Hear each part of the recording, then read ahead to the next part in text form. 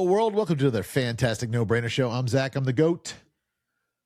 Back from vacation, back on the airwaves. I don't even know if I remember how to talk anymore. I've been gone for so long, it seems like forever. But that's okay. I have my compadre, my co-hostess with the mostest, helping me out so I don't forget to ask the right questions and do the right thing. D-Rex in effect. Derek, what's up, brother? Hey, yeah, I was gonna just do that for myself this time. Give myself a nice little pity applause, but I almost hit the applause button.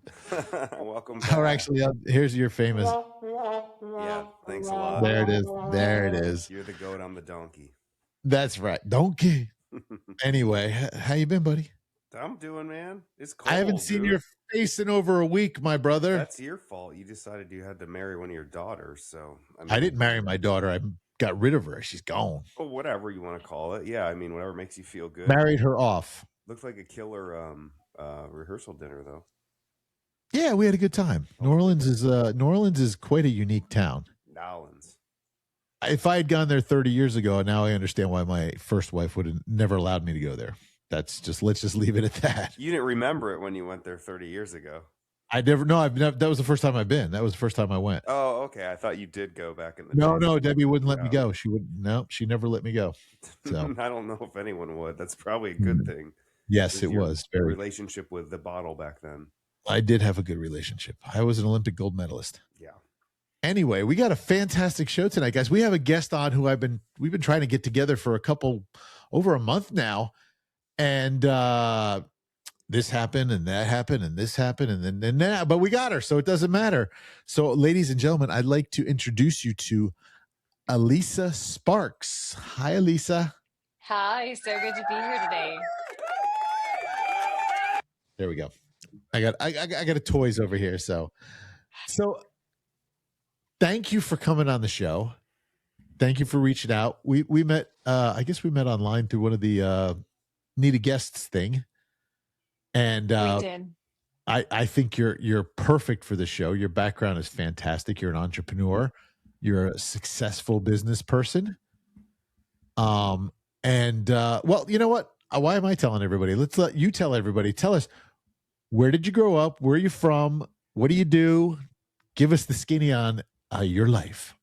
All right, let's dive in. I grew up in Minnesota, which is a beautiful state, but freezing cold. And so one day I got smart and moved further south. So home to me now is Raleigh, North Carolina. I absolutely love it. It's fantastic. You get mountains and ocean and all the great things. So huge fan of this area and the hospitality and kindness around it.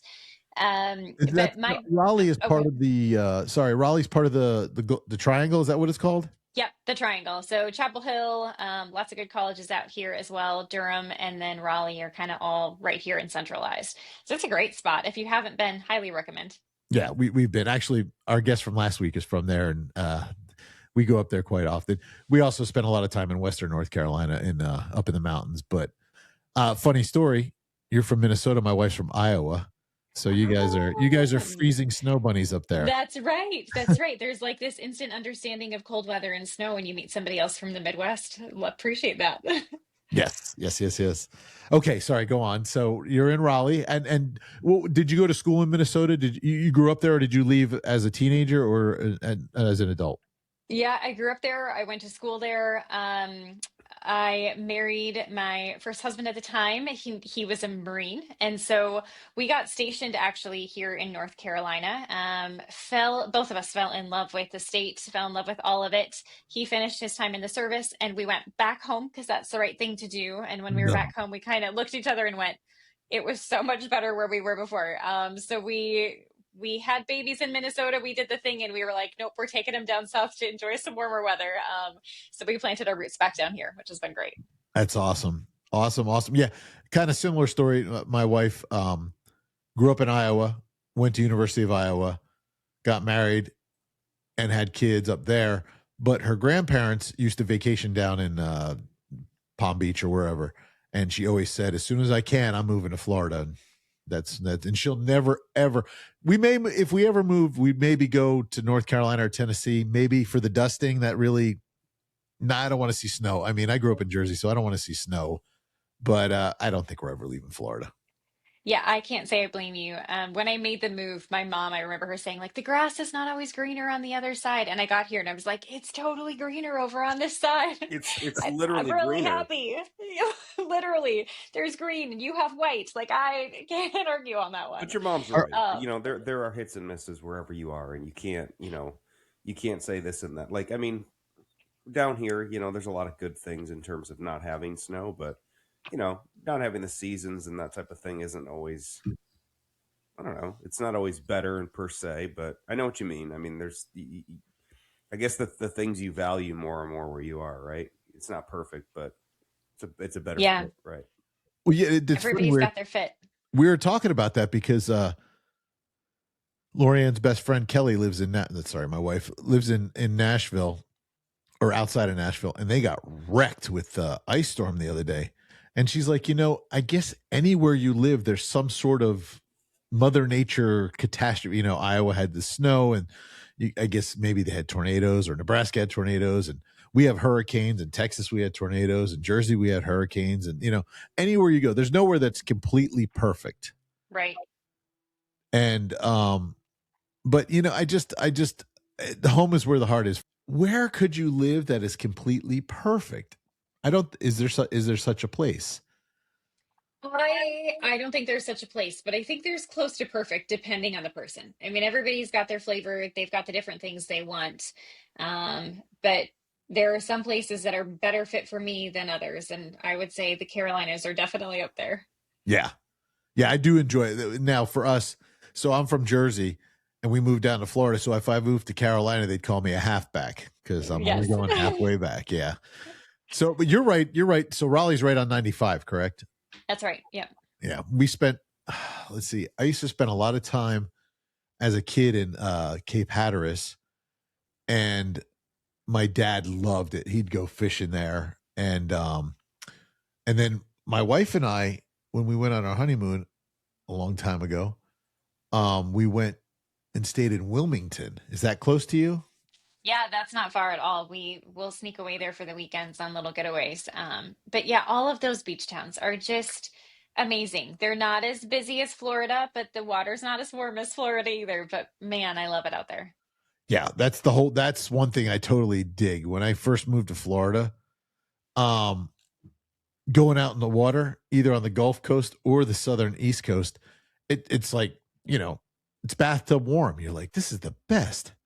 Well, coming from Jersey, I can only imagine the difference for you. Even in the middle of July, the beach, the ocean would not, it never got over 65, 70, maybe 68 degrees. I mean, it was freezing. I don't care what anybody says. My mom loved it. I hated it. I'd rather be like, I love going out to Clearwater or St. Pete where it's, just a bathtub. And you Yes. get the sandbar and you can walk out like a half mile and just still be laying in the water, and it's only, chest deep or whatever. But what you should have told your mom, and I was just thinking about this when she said the grass isn't always green. I go, yeah, but our sand is nicer. It's nicer. We don't shovel sunshine here. I got 12 what's inches of sand in sunshine today. Minnesota? I mean, come on. Yeah.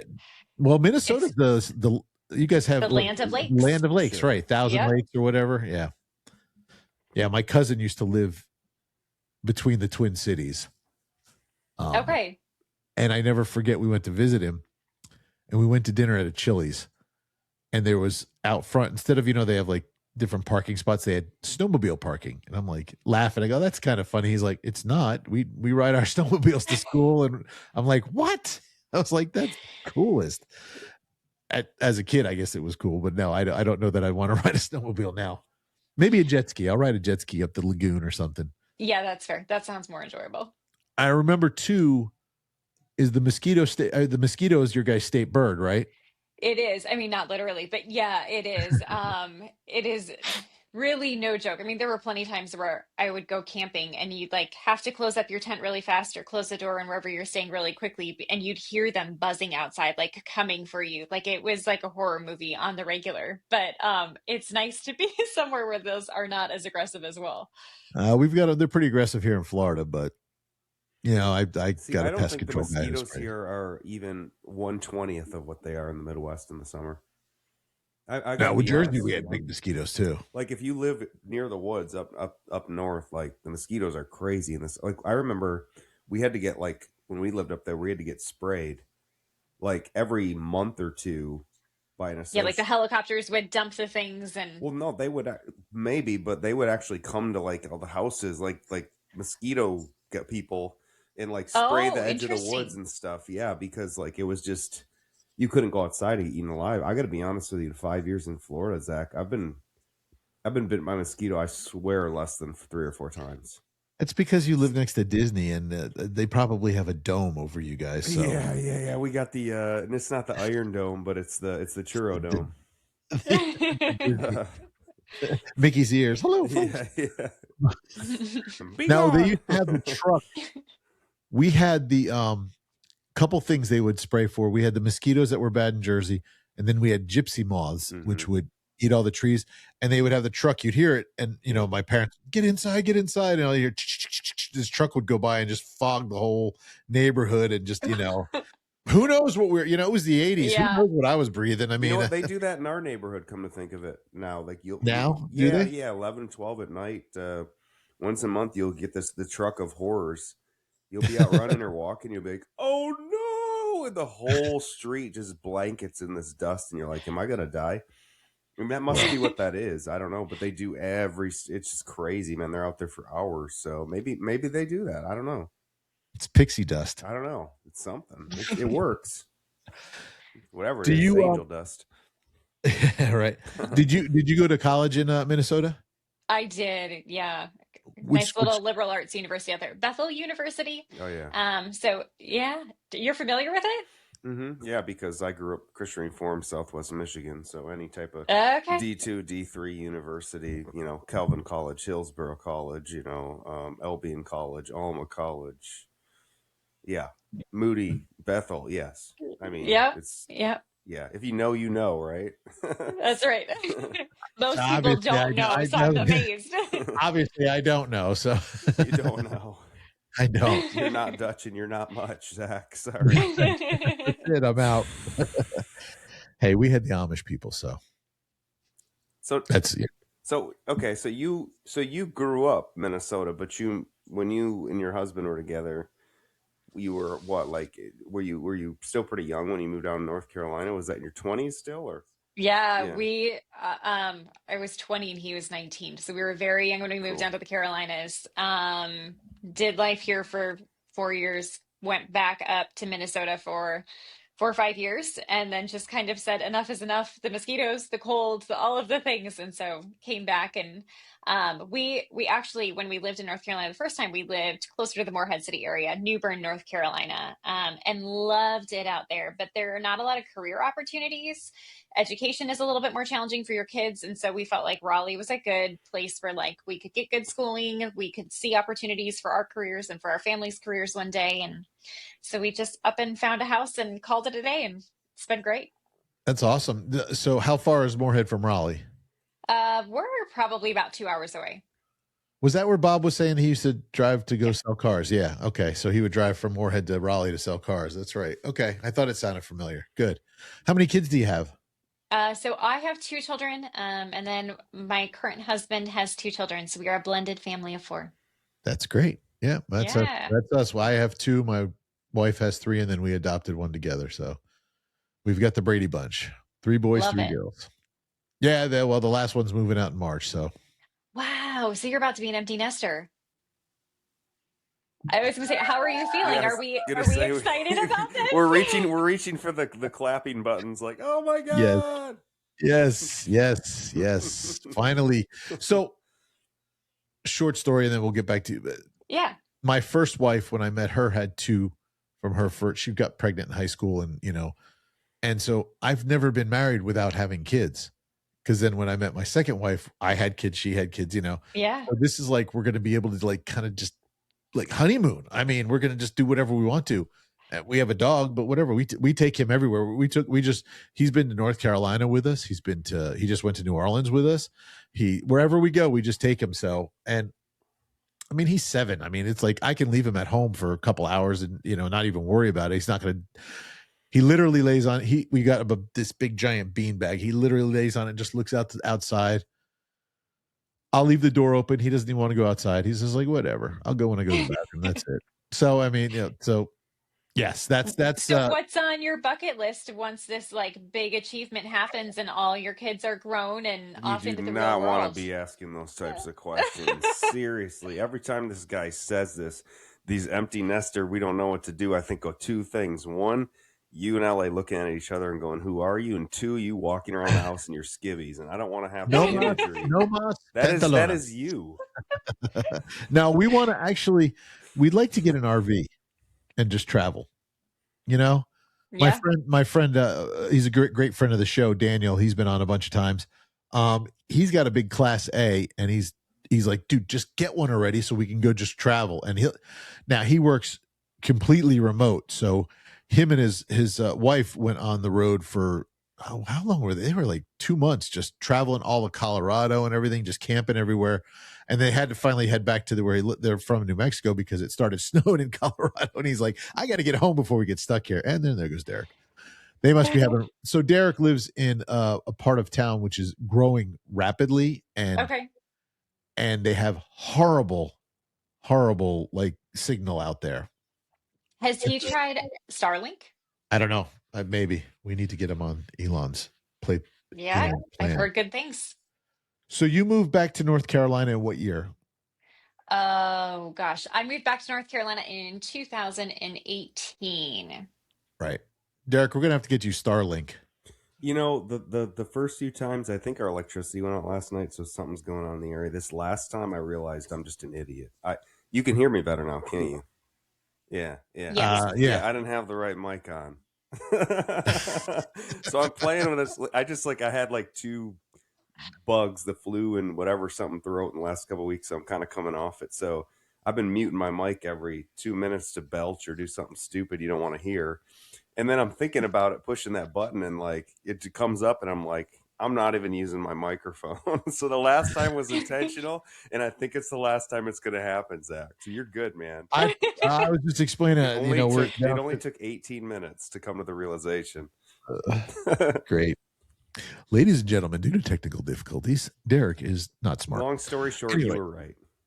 I told you I couldn't hear you. You're right. Anyway, so you moved.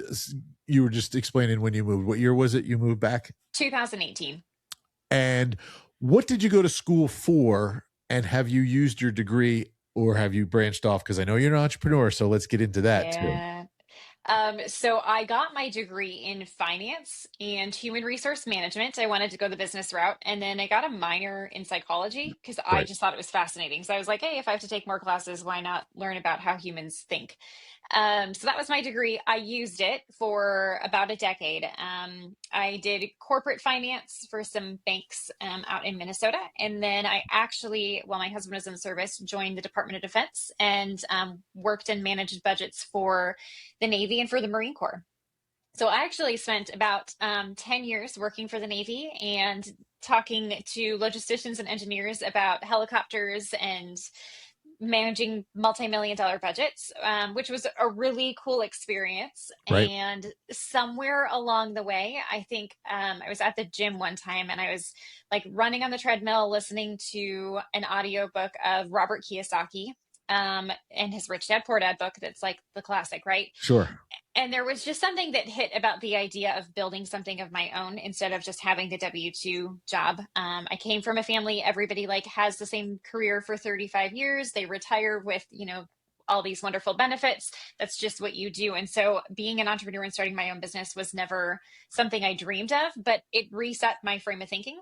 And I thought, if I were to do something, what would I want to do?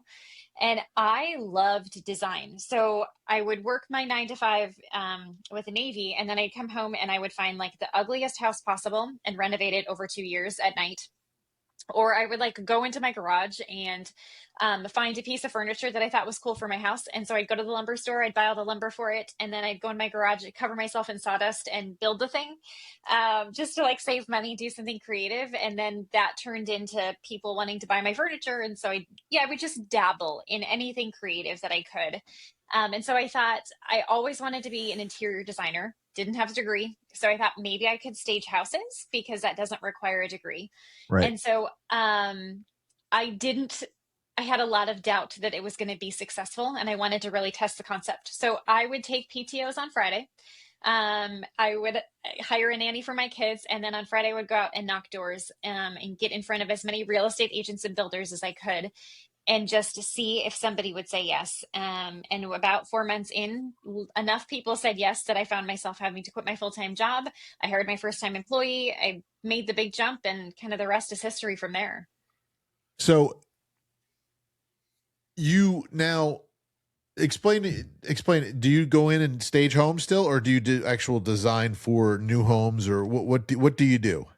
Yeah, so I'm the owner of Linden Creek, which offers home staging. So empty house, we come in, we put really pretty furniture in it. It sells faster and for more money. Yes. And then we take our furniture back out, put it in our warehouse, and use it on the next house.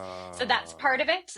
But we actually also now provide interior design services. So if you're building a custom home, we'll work alongside you and help you pick out your tile and your cabinets and your siding color and all of the details, and help you pick out your forever furniture for your home and your space. That is so Okay. interesting. In 2007, 2008, and 2009, my grandfather, that late grandfather, and I then purchased and flipped a few homes, and that was a concept back then. That when we spoke with our realtors, like, hey, you know, are there people that do staging, you know, to sell these things? And I don't know. At the time, I don't really think in that market there was anything like that unless you actually like went directly through a furniture store or something like that, or like rented it yourself. And it was kind of like, boy, that would be cool. Like if someone would be able to do that. You know what I'm saying? That's kind of Yeah, interesting. well, that's what we do, and it's crazy. So 15% of all houses actually get staged now across the country before they go on the market. But if you're in California, it's a requirement. Like you have to move out of your house, you have to stage your house. That's just common protocol. There are smaller markets out in other places in the country that still it's like that foreign crazy idea, and there are others that are kind of in this mixed adoption philosophy. But it's becoming more and more common, and it's just because the ROI is there. So what would you say your market is? Is it mixed philosophy? Our Raleigh market specifically is a mixed philosophy where I would say, anywhere probably 35% of houses get staged. So Linden Creek today is a franchise. So we have 20 locations across the country. And so I have the chance to play in a whole bunch of different markets. And we have some where they're in markets where they really have to say, this is the value of staging. Here's the concept. And we have some markets where they're like, here's why you should hire me because there are 10 other stagers already in the market or 20 other stagers. You're now a franchisor. I am now a franchisor. Oh, yes. Wow. Yeah. Okay. Yeah. Wow. Zach, Derek doesn't like franchisors. Oh no. I don't, but that doesn't mean I don't like you. I don't like maybe I don't like some that I'm in bed with out there. That's I fair. think That's it's the fair. one. I think it's the one he's in bed with, but that's okay. Man, I get that. That's pretty cool. So you literally bootstrapped it from the garage to now you have how many units total? So we have 20 locations right now across the country. Yeah. That's awesome. Is that hard turning that into a franchise itself? It has its unique challenges. Yeah. I'll be honest. So like 5 years into building my business, I had kind of worked myself out of a job on accident. My team was doing the day-to-day and I was like, what do I do with this? And a friend of mine was like, what if you franchised? And I remember him saying that. And I was like, how do you franchise something creative? Like that doesn't even work. But then as I really started reflecting on how I design spaces, I really take my like finance background and I take a math approach. So like we measure a room, we subtract so many inches to come up with your rug. And then depending on your rug size, you can pick floor plan A, B, or C. And so like there's really a system to it. And when I stopped to realize we systematized design, we realized it was something that was actually pretty easy to franchise. People get excited about it because it's fun, it's sexy, it's like a franchising opportunity that's not a restaurant, that's not home cleaning or things like that are, or junk removal, whatever it may be. But you bring up a divergent point now because previously you had mentioned that markets are so different. And, you know, in the businesses I'm in, that's very true. But I don't think it's as true as yours. So here we go. Plot twist. Let's do it. Franchisor, 20 locations. Lord knows the future. Intrastate regulations, dealing with Yeah. California, dealing in mixed market, dealing with requirements, dealing with foreign idea markets. How are you? I mean, tell us about that. What markets are you in? How does that differ? Do your business models change? Do people have to take a different approach? Like it's your fault. You threw that into the pot. No, I love these questions. It's Yeah. so cool. So we are as far west right now as Texas. We've got some Texas locations. So like Texas is its own unique vibe. We've got some Florida locations. So Florida's got its coastal vibe and some other coastal towns in the Carolinas. And then we're as far north as Princeton, New Jersey, which again, coming from Jersey, like you get it. That's a different look That's and feel where, too. that's actually from the town next door, Oh, what town? Hillsboro. Oh, yes. Yep, right Yes. next door to Prince. Well, one town over, but yeah. Very cool. Because I used to tell people I went to school in Princeton. And they're like, "You went to university?" I said, "No, 8th and 9th grade," but that's okay. Sure, I went to the university a lot, but it wasn't for school. But Slight so difference. here's the funny thing: I worked for a franchise company where I sold franchises, Yeah. Okay. and for a company, and I learned there are some states franchise it's illegal. Yes. They have to be a. It's not called a franchise; it's called a partnership or something. They can't be. There's laws like Virginia Well, because there's a lot of states that hate franchisors, Zach. Yeah, well, Yes. Virginia is one of them, and they won't let you. Yes. They won't let you. So They're is very, Illinois. very strict. Illinois is another one too. Yeah. They Illinois hate, is another tricky one. They hate franchisors. Maryland as well is another one. So where are that's, your corporate? Is your very corporate challenging. where you are?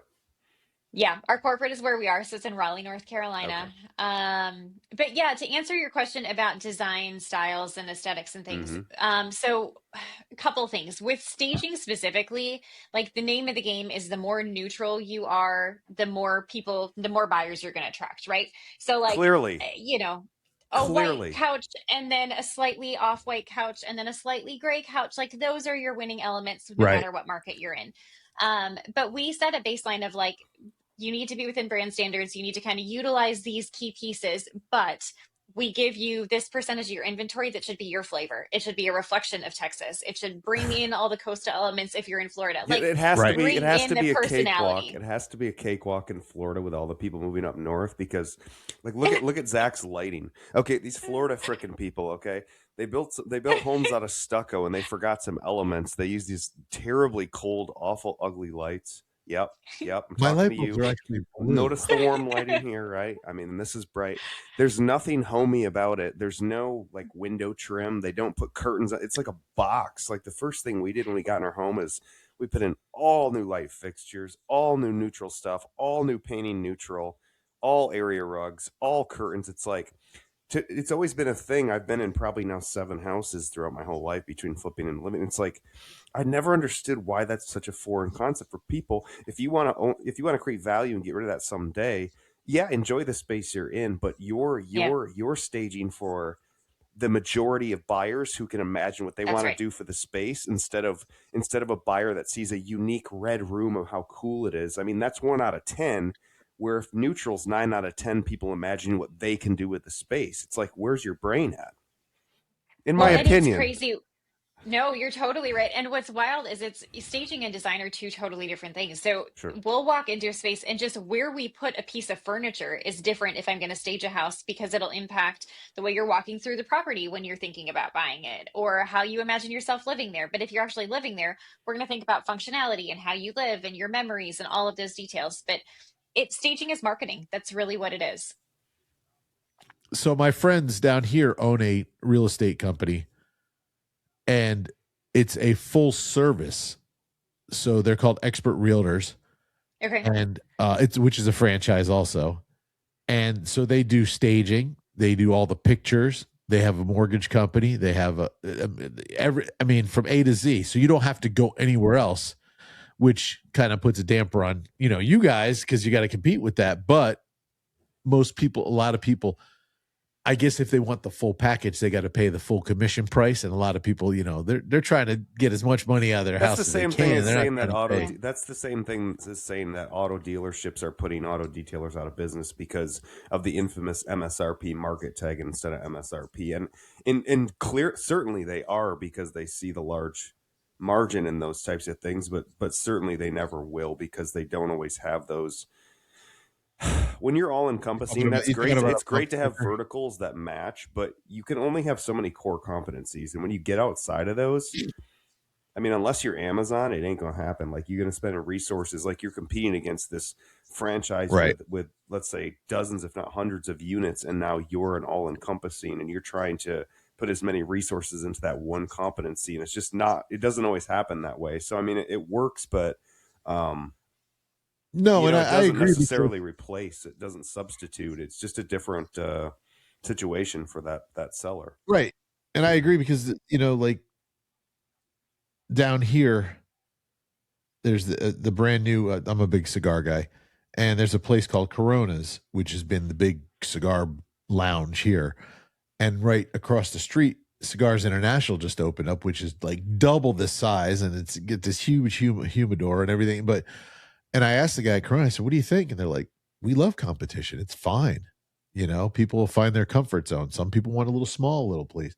And I've been to both, and I actually prefer my little small lounge versus, So, yeah, I guess and look, if you drive down, it used to be 1792, but now it's up in Sanford, Auto Alley. Every car dealership in the world is on the same street, and it's just like, how do they even do it? If I want to look at a Volkswagen, I go there. I want to go look at a Mazda and a Chevy, and I guess competition does breed it. Do you think, is there anywhere that you guys have researched for franchisees that they would really just like corner the market? Like, it'd be a home run for them. Is there places that don't even, like, this is Florida, like foreign knowledge? No. Yeah, Florida is a great market Winter for Garden. We've mapped it, Apopka. so we're ready. Hey, come check out Apopka. I mean, they're building 9,000 homes. Yeah, but this Winter Garden is the most sold homes on the market for the last 6 years.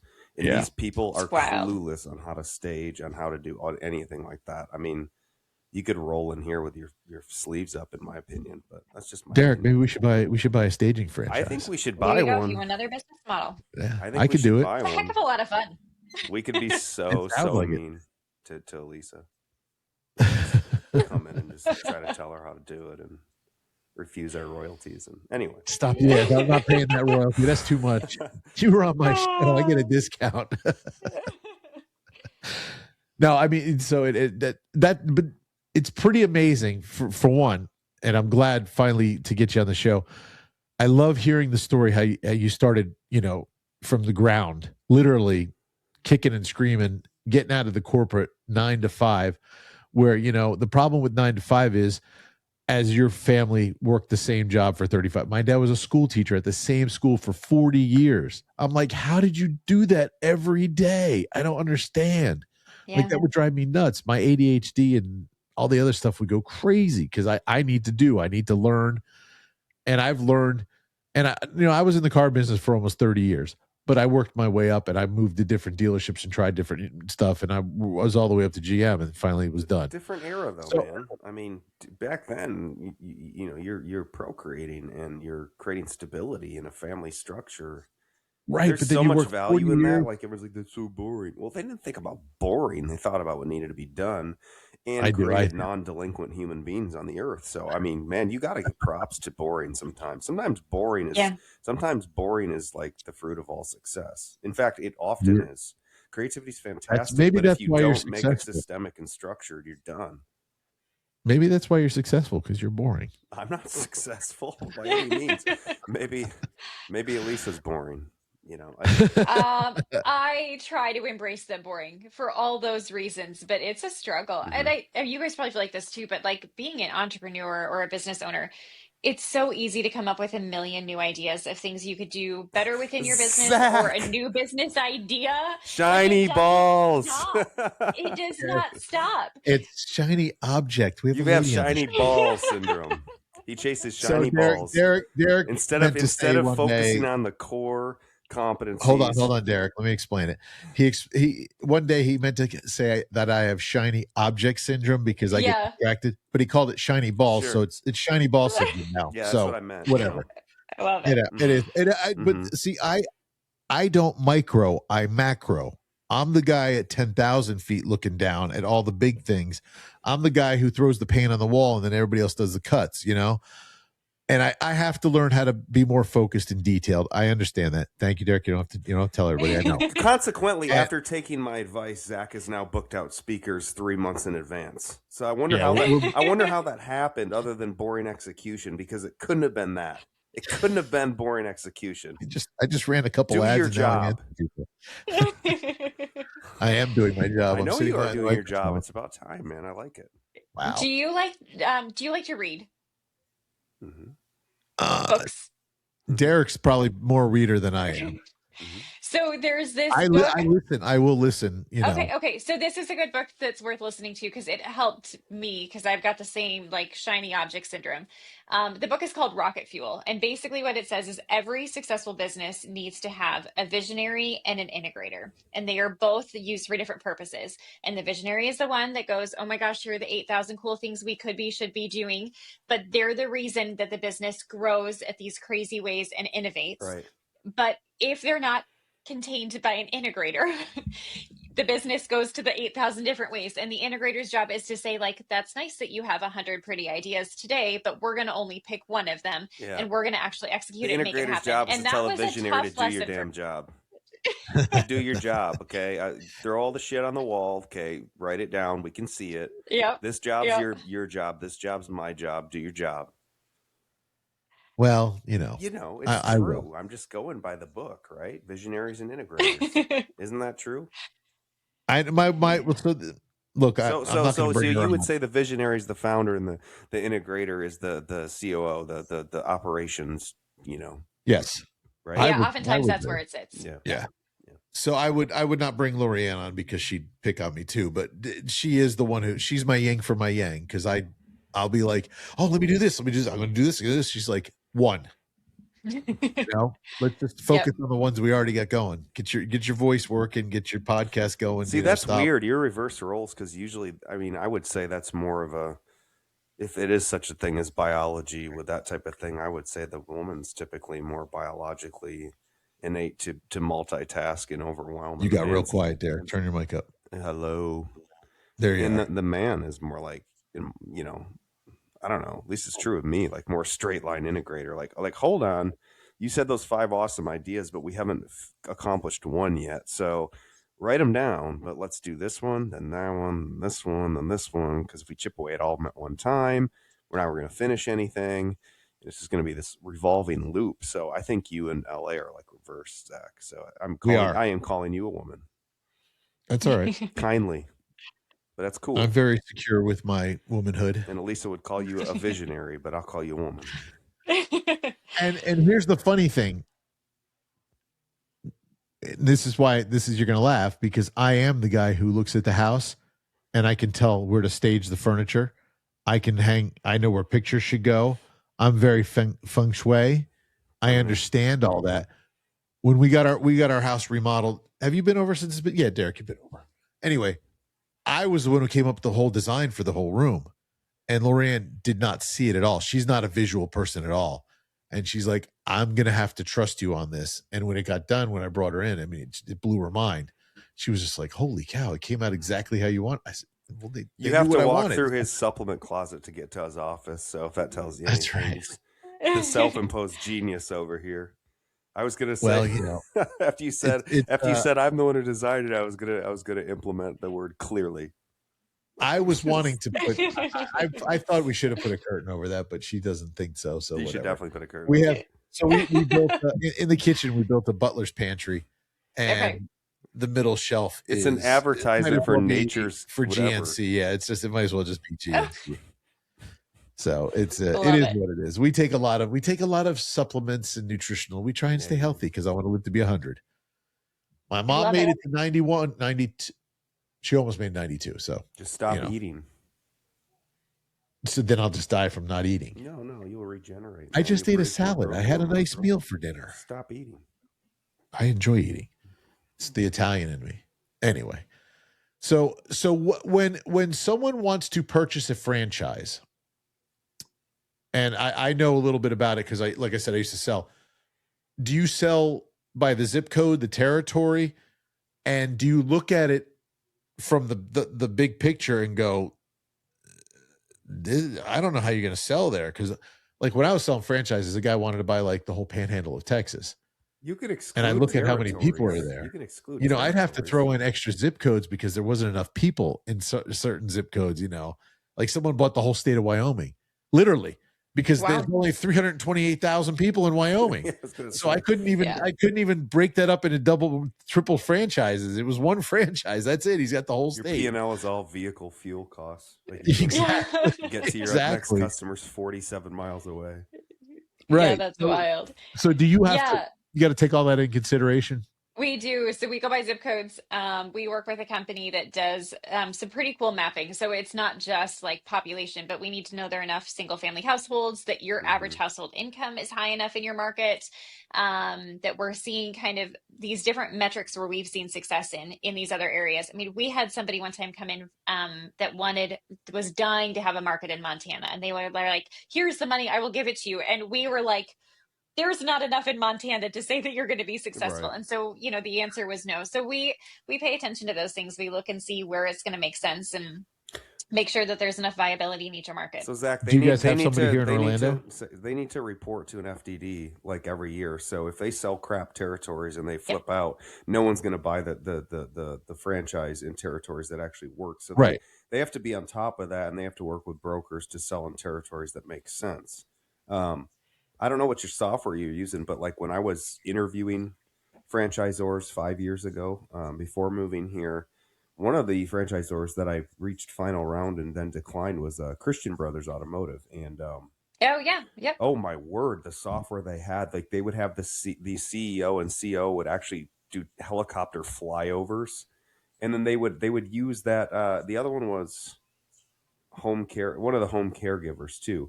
And these people would use the same software where, like, as part of that, you know, after we'd done the FDD and signed everything, we could go in there and kind of see how they do it. It was crazy. Like, I don't, it's kind of vague now that it was 5 years ago, but the amount of like demographics, and it was just like, oh no, I don't want to be here. Like, this is so spread out and sparse. This is not gonna, this could work, but it's going to be a nightmare. It is so cool. And I mean, we get to break down like buyer habits. So are you, you know, the creme de la creme that buys all the designer bags and all of these elements? And if you are, which neighborhoods do you live in within that territory? I mean, like, we map it all, we see it all. And so it gives you a really clear picture of a city you're walking into, even if you've never been there before. I want like Salt Lake, Provo, Park City, Utah. Like, seriously, like, I mean, like, you can still like have a multi-million-dollar house for like $300 a square foot. Wherever else it's like 900. Like, there's a lot of money out there, and then a lot of value for real estate, Zach. Like, you could. I agree, and I would think actually, if you're looking at this area, boy howdy, how'd you like to have West Orange, like Windermere? Oh, well, yeah. I mean, it's very. I mean, there's a lot of income. Apopka, Windermere, Winter Garden, Coe, it's all just, I mean, the 429 corridor is just growing like madness. Now the problem is, we have a lot of people in East Orlando, which is huge, but it's not growing like it is here because the University of Central Florida is there. So from August through June or May, there's like an extra 80,000 people. Mm-hmm. So I don't even know if they have room to even expand over there anymore.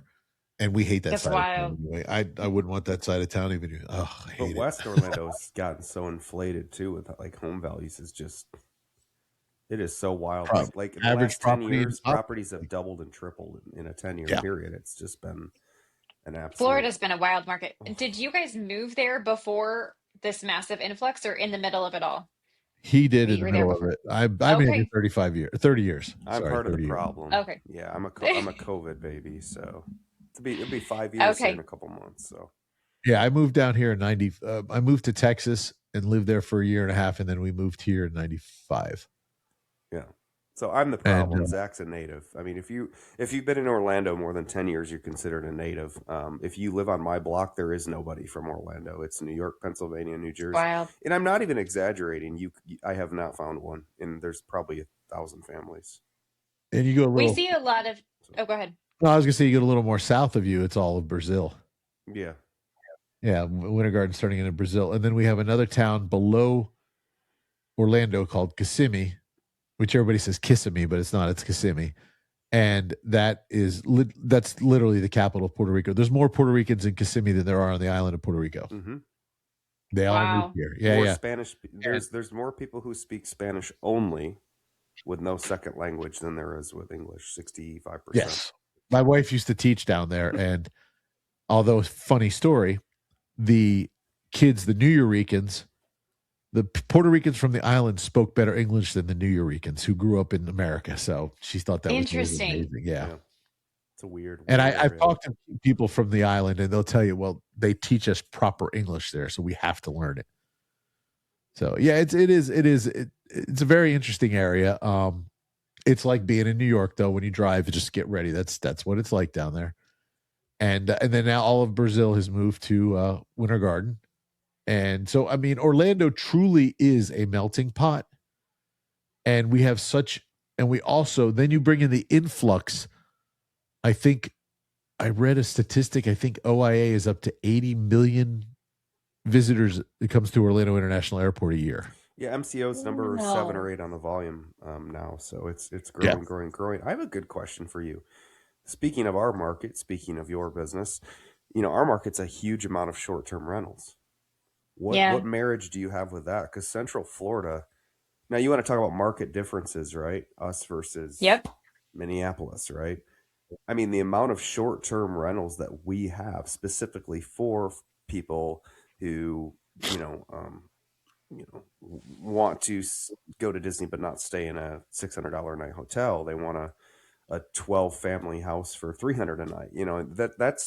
That's literally, I want to say half, but probably a large percentage of homes in Kissimmee, Poinciana, Davenport, Southwest area. Do you have any relationship with that type of staging as well? Is there any need for your business in there? Because I mean, that's a staple of Central Florida commerce, I would say. Yeah, it's not uncommon for us to be involved in short-term rentals. We treat them like design projects. And so we'll fully furnish with, instead of a homeowner with their ideal guest in mind. And so that's always a lot of fun because you get to do like these cool, custom, unique things. The other thing we find a lot of in Florida and some of our other markets is we'll stage a property and the agent will openly say, we're going to sell this fully furnished. And so because they're secondary homes or things like that. And so what we find is it's a really good opportunity for us to just furnish it for them, set them up for success. And then the homeowners can move in with a fully furnished home. So essentially in that market, if you have a franchisee in that market, there might be a little more focus there, and they're going to stage or whatever, set up a home to be sold fully furnished. So are you then working with furniture partners to, have a commission based on what you sell there and then a service fee on top of doing that? Is that how that works? Like there's different streams there? Yeah, exactly. Cool. So if it's like staging inventory, each of our locations has a warehouse full of furniture that they buy at a reduced rate. Cool. And so we bust our butts over here on this side to like get those prices down as low as humanly possible. And then if they're buying it brand new, they get some sort of markup from it to be able to sell those products. And it's a chance for them to otherwise flip their inventory and make more money off of it, or they can sell brand new products. So you've got a couple different options depending on what the client's really looking for. Do you have a franchisee in Central Florida yet? Not in Central Florida yet. We have Sarasota, Florida, and Jacksonville. So I'm on each side. I just didn't get the middle yet. When you do, that's going to be a big part of that business, I would guess. So the huge business down here, I would also think, is the snowbirds, like you were talking about. People come down for 4, 5, 6 months, or there's a whole down in 4 Points, Derek, just south of on 27, just south of 192. There's they're manufactured homes. They're not mobile homes, but manufactured homes, and it's a holiday place. It's where all the Brits have a place.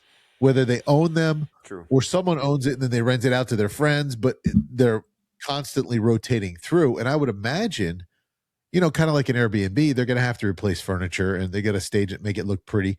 Most Airbnbs I have stayed in, the furniture matches the, you know, the neighborhood, the decor. Like we were just in New Orleans, it was very voodoo and all this other stuff, right? The only thing I must complain about is Airbnb, I think, has a, you know, crappymattresses.com. That's because they buy the worst mattresses, like sleeping on cinder blocks. But, you know, the one we stayed in North Carolina, it was in a cabin, so that everything was very cabin-esque, you know. And I mean, I could see, like, I would not stage a house here in Orlando like the beach. Now everybody thinks Florida. Everybody goes, "Oh, Zach, you go to the beach all the time." I don't even, dude. It's 45 minutes away. It's a waste of time to go to the beach. I hate going. I mean, I go, but you know, it's so far away. It's not like on our radar.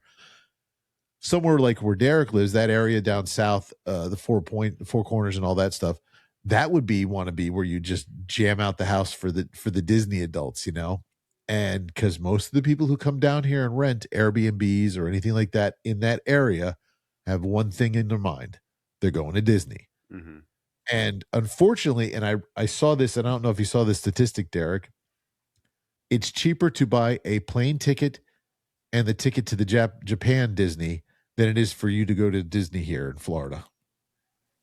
Yeah. That's a kind of a broad statement, my friend. Because if you they said you can take your family to Japan. If you want to stay at Tokyo Disneyland Hotel, brother, that's $800 a night minimum. So it's about the same.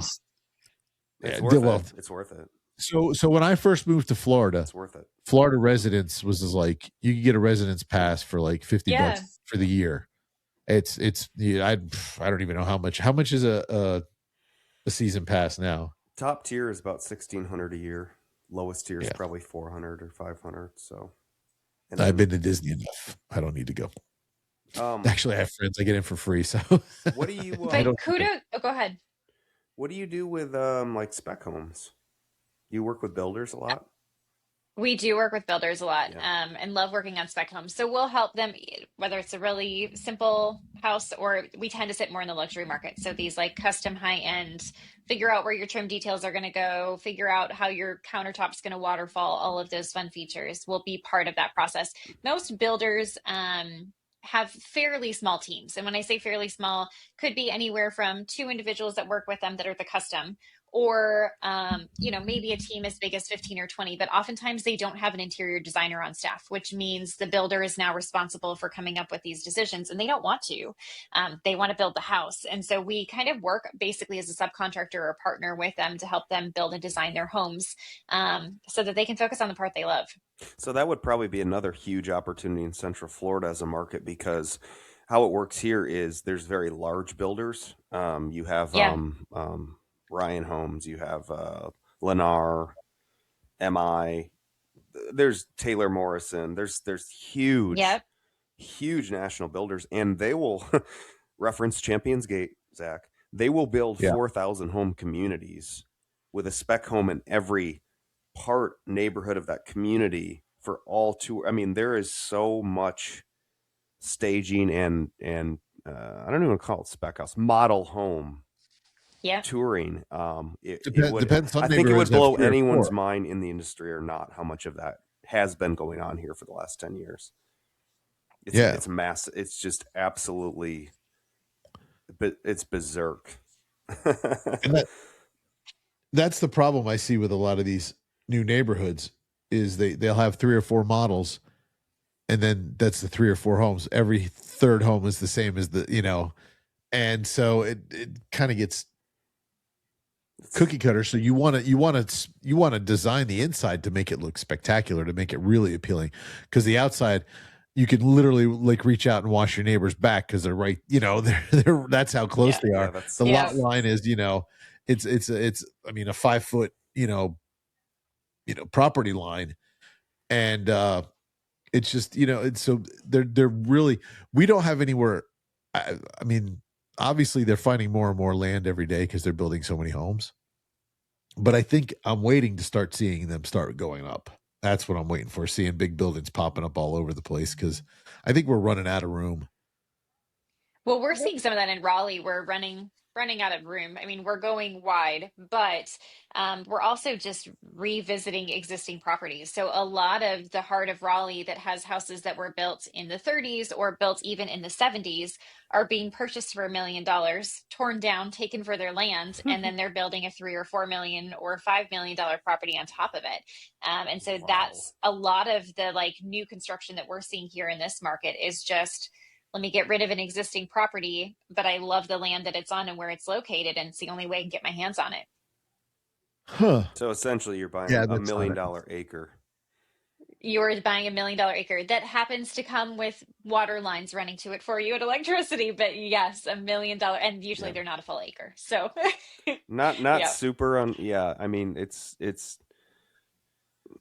I wouldn't say it's like that with us with historical houses, but just land in general. I mean, you would to get Zach to get an acre at where I live would be easily $1 million.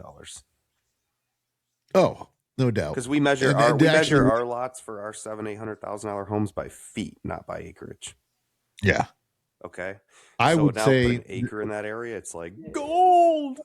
It Tons of sucks. houses. It sucks. So there you go. Grass isn't always greener. Up north, we had a half right. an If acre. you drive We had a in, half an acre, and the lot was like 90 grand. Okay, so there's a here it'd be like neighborhood here. 450. There's a neighborhood here called Islesworth, Yeah. and that's where all the million dollar Reference homes Shaquille are. O'Neal and Tiger Woods, right? Shaq, yeah, Shaq used to live there. They're Tiger gone used to now, live but there. yeah. But literally, these are 10, 12, 20,000, $20 million homes, and they're right on top of each other. Mm-hmm. Like, if I'm going to spend $20 million, I better have 500 acres, and my Yeah, nearest give me neighbor the is, You better privacy. move up to yeah, Georgia. miles and miles away. Yeah. You know, I mean, so like here, if you want land, you have to go outside the Central Florida bubble of Orlando and Orange County. You got to go to Lake County, How and far is that? it's, I mean, We it's don't a measure lot things in closer. miles here. We measure things in time because when you drive 5 miles, it can take anywhere from 10 minutes to an hour. Yeah. So It Lake County sucks. is I live like right on the border of Orange and Lake County, so you could drive right Okay. over to it, right? But to get to the land, you got to go out to West Lake County, or you got to go down south into Polk County. But then you're running into all the meth heads and all that other stuff. So I mean, Polk County is like the meth capital of the world. And but shout out to Sheriff Grady Judd, he's the best. He's cleaning up that county like he's America's sheriff. That guy's amazing. And like, but here's the problem. And I don't know if you've noticed this. If we go outside of our Central Florida bubble, Derek, by about 20 minutes, maybe half hour, east, west, north, it's almost like time stood still. It's still like it's stuck in the 80s. And, you know, it's like there's nothing growing yet. It's starting to get out there, but it's still like you pull into like you go out There's to no little infrastructure built around these multi-thousand home communities, right? It takes 10 Right. years to get the proper amount of roads and infrastructure. Reference Zach, you know where I live. It's probably what you think from where I live to Disney's 50 to 100,000 homes easily, probably. So, Oh, easy. okay, there's one gas station, the Walmart, right? You go there, And one and it's only open motel. till like 10 p.m. or something, or 11 p.m. So, like, you go there, and it's a line. It doesn't matter if it's 8 a.m., 9 a.m., 10 a.m. Basically, a line from open to close. It's just a classic, vivid imagery analogy of certain parts of Central Florida. Really, it's just chuck up the houses, wave all the New Yorkers who don't want to pay the income tax down. Come on. And then it's like, yeah, let the coyote and bear run wild in the neighborhood, and then forget about it for 10 years and build a couple connector roads and try not to jump off your So, roof. do you run into problems with your schools right now? Like, is there not enough space in your schools for all the new children, or is it primarily empty nesters that are moving in, so it's not an issue? So when I moved here, I don't know. Apopka had one high school. Now they've built a second high school, which is Wekiwa Okay. Springs. Now they're building a third high school. So my daughter graduated from Apopka. It was like class of like 3,000. I mean, it's the school is ginormous, and that's just and then they had the feeder schools everywhere. They're building schools anywhere they can. Yeah.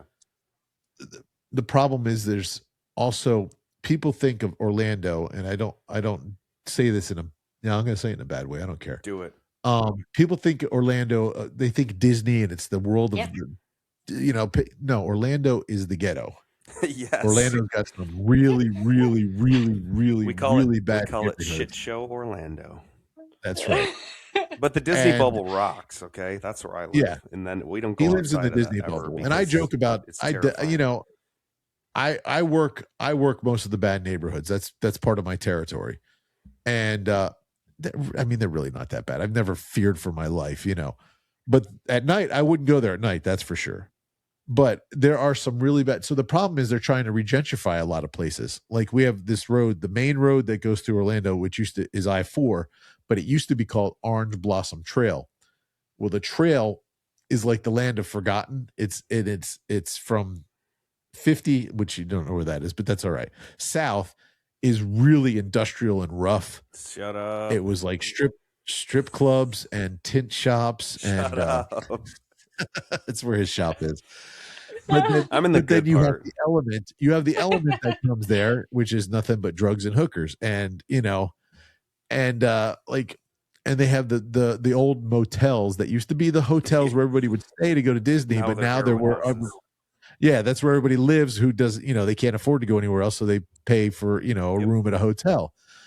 And I know Orlando's really trying hard to clean up, but people think Orlando is just beaches, sunshine, and Disney, and it really isn't. Most of it's and really nasty. And they're growing so fast, building so much that like some of these neighborhoods are forgotten. And it's really sad because like everybody calls this one area of town, it's Pine Hills, but everybody calls it Crime Hills because they think it's really bad.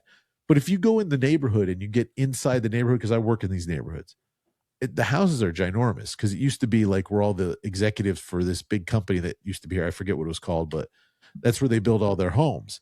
Now they got pushed out. They went to Metro West and they went down to Dr. Phillips. Now they're getting down, you know, whatever. And it's like, it's the land of forgotten, really. And it's just sad because Orlando could be, I think they still sometimes have that good old boy behind the times, we'll catch up when we can mentality.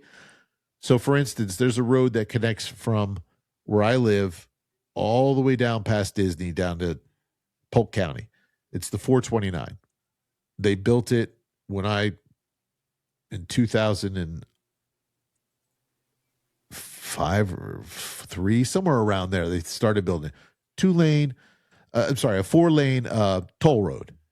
It was to take the pressure off of I-4. Well, nobody wanted to pay for tolls. I-4 is a nightmare. I-4 is one of the worst roads in the world. It's just horrible. And anyway, they now had to, I think we're on our 4th widening phase. And it's just, and there's bumper to bumper traffic on it all the time. Everybody drives on it. And then there's the 417, which is its twin, but on the opposite side, on the east side. And they connect at the bottom at the top, right? And it's the bit like a lot of people they call them loops. I guess does Raleigh have like 495 or something like that? It's a loop, okay? Yeah. That's basically what the 429 and the 417 do. But they're always under construction because they made them just these little teensy little highways, and now we're growing so fast that the infrastructure is just exploding. And the sad thing is, and I blame Orlando in the 70s for this. When Disney moved here, Disney offered to build a tram back and forth to the airport and back and forth to downtown, like a train and everything, and help with and they said, no way, you're never going to be busy enough. Hindsight now, we're in 2026. Oops. And we have 80 million people coming through the airport. And out of those 80 million, I would probably guesstimate maybe half of them are going to Disney or Universal or SeaWorld. Yeah. That's crazy. So, Derek, I have to ask, I mean, Zach, you lived here for 30 plus years, so it makes sense that you fall in love with Orlando. But Derek, why did you move to Orlando 5 years ago if there are all these crazy problems? Oh, I can see the shirt. Are we like... No. Just look. Got it. That makes perfect sense. That's about... So you've got the annual pass. Is that what you're saying? 3% of this office is wild. It's getting out of control. Did you know that Disney is now starting like residential communities and neighborhoods that they're building, like house developments? We had them. I actually lived in it for a while. What you need to do after this, Lisa, is look up Golden Oaks. Okay. I will look up Golden Oaks and take a look and see. I know Golden there's a Oaks would community be coming to ours. for what? A Disney community. It's like the second of its kind, one in California and one in Pittsboro, North Carolina, which is outside of Raleigh, Okay. of houses all designed and built by Disney. The entire neighborhood is dedicated, designed to and for Disney by Look up. Disney. So So this is how this Golden Oaks. works. Okay. Before we moved here, 20, now we're talking 2015, 16, 17, 18. We'd come here and we joked about moving here. We never had a reason to. Disney started a little neighborhood called Golden Oaks, and minimum buy-in was like $1.5 million, $2 million. And we're like, dang it, if we could only Okay. afford that at the time. I think our house we built was like 500. So it was like, nah, that's tough. I got to grow the business and stuff. And Where's Golden Oaks? I'm about to tell you, homie. Okay. Why do I not know? Fast about forward this? 10 years later, okay? Minimum buy-in there is 7 or 8 million. Most houses are 15 to 20. You're on top of each other. However, it's a community where you have access to your own. You basically have like let's say you had when people have a ride share, or they have a timeshare with a personal jet, right? Yep. Golden Oaks has that with personal chefs. They have that with Okay. like the hedges are trimmed in Disney shapes, the pools are Disney shapes, and these are the same nepo babies that, let's say you go out to resort to have a nice dinner and you see a Four Seasons mini black private bus pull up, and all the kids hop out. This is next door to Four Seasons Orlando, which is a minimum $1,200 a night, where it's all foreign money. It's all we like to call it FU money. You've heard that phrase, right? We're not talking a Yep. net worth Yep. of 10 million. We're not talking a net worth of probably minimum 100. So they're just they've got them. They've got the communities here, and like I can't even. Interesting. Oh my god, it's just it's so lavishly luxe that it's just kind of another Why? level. But Why have I never been why am I here? talking about Golden Oaks? I don't know.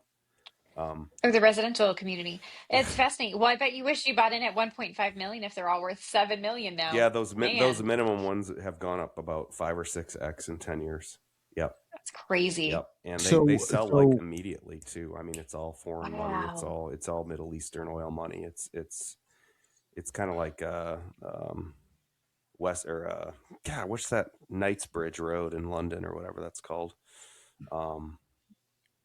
But yeah, anyway, yeah, we moved here for the same reasons as anybody else during COVID. We got sick of Yeah. not being able to get a haircut. We got sick of wondering when the business was going to be open. We got sick of people hating each other because they voted differently. We got sick of driving on ice. We got sick of some family issues. We got sick of income tax, all those things. And So there's when COVID another hit, town. we came down here. We're like, I can get a haircut.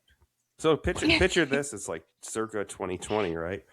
I'm VP Yep. of a small manufacturing company, and I have my suit and tie on, and wake up at 5:36 a.m. every morning. A salary man, and I can't get a haircut for 4 months, right? And it's a crime for the barber or the Crazy. stylist to come over to your house. It's a crime for you to go there.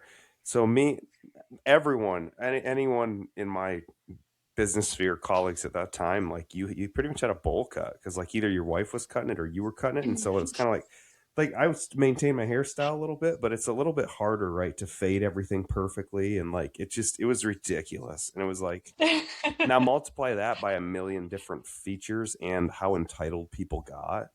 Like, hey, I killed someone 20 years ago. I just got out of jail and I'm looking for a job and I need to make at least $42 an hour. Right. Keep walking. So that's kind of how that whole climate changed so quickly, drastically overnight that we're just like, F this. We're out. We're outie. We hated not going outside from October to April as it was, because we run and Yeah. walk and stuff, and we're just like, that's it. That's it. That's it. We're done. I'm not paying this state 60 grand of income taxes every year. They don't give a shit. They don't care. All these people leaving, no problem. We just won't pay you guys.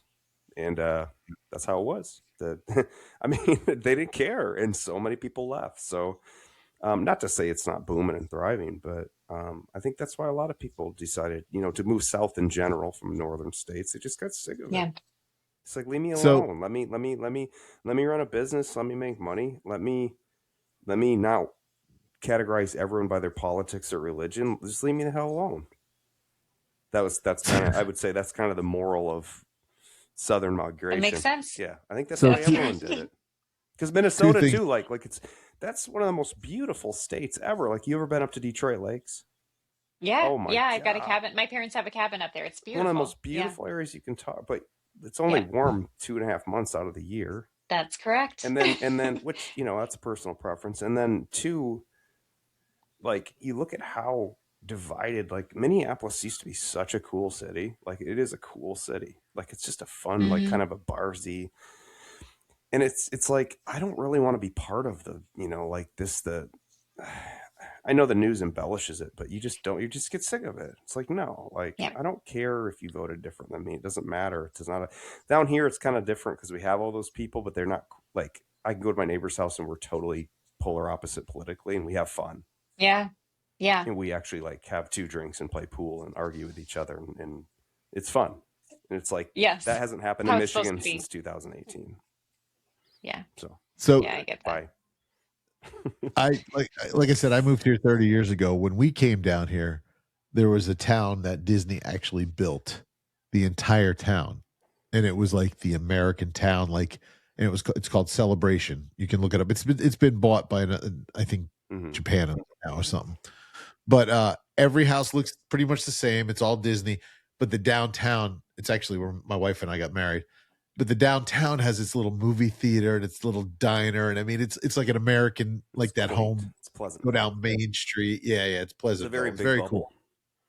We went down there and looked at houses, and my parents were like, this is ridiculous. You're not living here. And actually, my wife and I, when we first got married, we lived right outside of it in their apartments. Well, they're 40% condos. higher than the already bubble inflated prices of Orlando, if you can imagine that. That's wild. So if you want, like, let's say an 1,800 square foot townhome that used to be maybe $250, it's probably about $750. I mean, it's like, what am Shout out to our buddy Chris who lives there. Yep, shout out to Chris. shout out to Ted, my friend Ted. But it's nuts. But yeah, so that was like the original Disney. Like, that was their goal. They were going to put those all over America, like, start their own little communities everywhere. And then I guess it just never happened. I don't know what happened to it, but this was like the show place, like, because when we came down, it was just opened up, and it was like spanking brand new, and it was like literally being at Disney. They treated you like, oh, welcome, like you were snorting pixie dust when you're walking in, and I mean, it was a really cool place. But like I said, like you said, Derek, the prices were inflated. My dad was like, get out of here, we're gonna go live in, I live up in a town called Altamont, which is right next to Apopka. I mean, we bought a house in 1995-6. It was a rental, and they had trouble renting it, and I don't know why. It was in a nice neighborhood, gated neighborhood. It was on a cul-de-sac, whatever. We bought it. It was a 2,200 square foot house, 4-bedroom, 3-bath, 2-car garage on a curve. So we got 2 lots, because they couldn't split the lots. We were on the curve on the cul-de-sac. We bought it for $100,000. I mean, you can't do that anymore. No, that house is like $400 or $500. Most HOAs in Celebration are over $500-$600 a month. Yeah, the HOAs are ridiculous. I don't know if you guys have HOAs. One of the minimum ones. We do have HOAs here. Ours are not as aggressive as yours in Florida, but we've got it. Just depends where you live and what you're getting for it. I don't mind an HOA price tag. I mind the value. So I mean, if you have I mind them very much because they're paying. You got it. But again, the grass is greener, right? They are protecting you for home value. There's certain things, right? There's reasons why for everything too. So you have to if you're going to buy into it, you got to appreciate it at least and make sure you're getting your value. I don't think you can. Using it. I lived in a gated HOA community, and they would come over and tell me my grass is too long. So I said, I'm out, and I bought a house where I'm at, and my every house is HOA fine. I've lived in, though, like, we have either lawn service privately or through the HOA. So I mean, I don't. Karen and her golf cart would come over and yell because unfortunately to be pressure washed or something. Anyway. And get at. So here's the funny thing you were saying, all the lockdowns going on up there. I just saw this coming home from New Orleans because we drove. And when we entered into Florida, it said, welcome to the free state of Florida. They changed the sign it says the free state of Florida. And I was like, that's funny. Awesome. Thank you to our governor, Papa D. Would you, but North Carolina though, Zach, that's where you want to be, isn't it? I mean, in general. Like if you could choose any place, would you go up in the mountains there? Oh, up on the property? Yeah. No, I wouldn't live up on the mountain. I'd live down in the town. Because would you live in the area? I would. Yes. Yeah. I could live up there. I Chasing those could. balls. We've actually talked about doing like 50-50, like summertime up in the mountains and then come down here in the winter because it gets kind of brutal up there. Yeah, it does. I think they're getting wrecked. Are you guys about to get snow this week? Ask you that. Did you get wrecked? No, they're about to. We did. We got maybe 3 inches of snow, but the kids were out of school for 3 days. But is that crazy? Is 3 inches crazy for you? That's crazy for us. Okay. Yeah. Usually it's like 1 inch and it melts the next day. Gotcha. But we're supposed to get 4 to 6 inches this weekend. So the world's going to shut down again. Toilet paper's off the shelves. No bread, Really? no milk. I mean, like we're in panic mode over here. That's insane. So like the one thing, like comparing that to Florida, you'd think, oh, that's what happens with a hurricane, and maybe a little bit, but not quite. Like water. Everybody gets water. Yeah, but it doesn't. It's not like the COVID or snowstorm shelves that she's describing. Well, and it's crazy because hurricane threats can come, and we're all like, "Yeah, it's probably fine." But you say snow, and like everybody panics and runs to the grocery store. That's wild. I remember in Michigan one day we got like 21 inches one day. Yeah, I remember we couldn't get out of our driveway, but like it wasn't like it was like we're still working, right? Okay, cool. Yes. Let me. So we were snowshoes. We left New Orleans Monday morning, and I had been watching the news just because I wanted to see what was going on for the drive back. They shut down all the parishes in Louisiana because it dropped below 30 degrees. It was actually 21 degrees when we left in the morning, and they were scared of ice, so they shut down all the schools. Nobody had school. I'm like, you got to be kidding me. They were out salting the roads. I'm like, what? Whatever. But luckily, I was a little worried because you got to go over that big bridge, and I said, bridges freeze, and I'm going over the 8 Mile bridge, and I'm worried a little bit, but they had that perfect. I mean, the road was perfect. Good. It wasn't even wet. So, but we hauled butt, and I'm like, let's get back to Florida. We get back here, and it was cold. I'm like, you got to be kidding me. This is terrible. We're the only state though that like isn't like polar vortex. We're cold. We're very cold for us, and we will be for a couple weeks, which is essentially very cold for us. Is night of mid to high 30s, day of mid to high 50s, right? And it's, right, like right now. And when you get used to it, as you know, it's not. People probably say this to you too. Well, you're from Minnesota. This isn't cold to you. Well, after 2 years, you get cold blooded. You forget what cold is, right? Yeah. Your body forgets what it is. You acclimate to it. Yep. So, well, you guys, it's a different kind of cold too.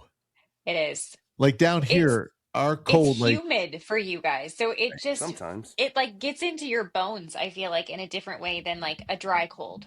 Correct. I was just saying that the other day. It's like it can drop down. Like right now, it's 53 degrees outside. I guarantee you, it's too cold to go stand outside. Where 53 degrees, up north, I'd be in shorts. Yeah. It wouldn't even phase me. Like to me, this would be like extreme fall. Cold wash, 7 p.m. Yes. Saturday to 1 p.m. There is a extreme cold wash. HO had to send out an email to say to shut off your sprinklers because oh my gosh, it's like okay, yeah, something buried a foot in the ground at 36 is going to freeze, dude. You have no idea. Shut up. Yeah, we have an extreme cold warning and watch going on. These conditions are expected by 7 p.m. Sunday is a high of 47 and low of 29. So I would say for Florida, that's very, very, very that's cold for here. Saturdays. That's yeah, probably. I would guess that's like your normal midwinter, right? That's our normal midwinter. Is like lows are in the 30s, highs are in the 50s to 60s. Yeah. You might get a 70-degree day, it might hit 20s. Yeah, that's our winter, but it lasts 2 months. I can handle that for sure. And you get a little bit of the seasons too. I mean, that's nice. Yes. It is nice. Yep. Like you always got to miss. Well, that's why we went up to North Carolina in October over Halloween. Oh, perfect. We wanted to go. Lorianne said we got to go see the leaves change. She wanted to go see. She misses that, and I miss it too. I mean, it was really cool. But it was funny. We were up on the mountain. Bob, who was on our show last week, he owns a wedding venue up there, 40 acres, in you know where Cherokee is? No. Cherokee, North Carolina. Anyway, it's between Asheville and Gatlinburg. Okay. Yep. Yeah. So Western North Carolina up in the mountains. And we were up on the mountain, and it was cold, like cold, like here, like 41 degrees in the morning. But I was in a hoodie. I mean, I was in a hoodie and jeans. It wasn't horrific. As soon as the sun came over the top of the mountain, because he's western facing, it's like a heating bowl. It was like I had to take my hoodie off. I was sweating. It was, it got hot, but it was still 41 degrees outside. But the bowl actually heated up. So I was like, you know what? Maybe this isn't so bad up here. I could live up here. Yeah, it's beautiful out there. Do you now? Let's get back to business. I'm sorry. We Oh gosh, no, I love this. We digressed a little. When you sell a franchise, okay, we were talking about this. Do you have, like, you look at the demographics, you look at everything. Do you go, listen, you need to focus more on this part of it, or do you say sell the whole package? So we sell the whole package. Are you saying like once there's a region, like focus in these neighborhoods? He's saying Or he's like saying where, he's oh, saying where how do much we work where do do we you want to sell in do? the region? Zach, No, the no, no, no. franchisee still has to write the business plan, and I'm not talking about that. You I'm you talking are. about when you Like talk to markets that we when you're go after. training when you're training the franchisee, yeah. and you say, all right, this market's got a booming housing market, you should go after staging. This market's got a booming rental, you should go after, this. I mean, do you look at that, or you just say, listen, Yeah. go out and sell whatever you can sell? I mean, yeah, sell whatever you can sell, but we do talk through strategies. Hey, this market specifically is probably going to do really well for these opportunities here more than other markets will. This one's going to do really well for these opportunities here. So we kind of strategize with them. But what's cool is home staging is honestly a really good foot in the door opportunity for future design projects, for model homes, for short-term rentals, you name it. And so we love to use it as a tool because it's like free marketing that you're getting paid for. You stage a home and you say it was staged by Linden Creek, and every person that walks through that home goes, "Hey, that's cool. I'd love to get furniture from them, or I'd love for them to design my space." And so it becomes this natural referral opportunity. So we say start there for ease, but definitely like highlight opportunities that we see more prominent in different markets. So how does that referral and self branding fit into like your national, the money that you collect from franchisees for national, like you know what I'm saying? I don't know where I'm going with it. I'm trying to put this all together, but obviously any branding that franchisee has for the brand is a good thing, but do you leverage that using national funds that help other markets in any way? I mean, how does that work for you? Nope. Yeah, so primarily when it comes to specifically like advertising that's in the homes, we want the focus to be on the franchisee and their business specifically. And most of the people walking through that property are realtors, which are your target audience, or potentially homeowners that might want to buy furniture. And so we really focus on cross referral opportunities for them to get more business that way. We also put QR codes in the home, so people can scan the QR code and actually purchase the furniture that's actually in the home, which is a massive win for our franchise owners, because then they can sell off their inventory that way as well. So do they own the inventory? Do the franchise owners, they own their own inventory? And it's your branded furniture? Or not It yet? is our some of it's branded directly by us. We've got some lines that are directly ours. Some of it is furniture lines and vendors that are just really well known throughout the industry that we've been able to get really you do work with on. some of them on in essence, like private labeling, kind of like your own lines and stuff. We do. That's got to be where the money's at, like long term. Do you think so? No, you would think, but honestly, no. Really? It's like pennies on the dollar and a whole lot of work to make some of those things happen. So not necessarily. We tend to play in the private label space, or really more so manufacturing. We've started manufacturing some of our own goods this last year, purely for the purpose of like getting to get competitive pricing so that my costs for my franchisees can go down so that they can have stronger margins.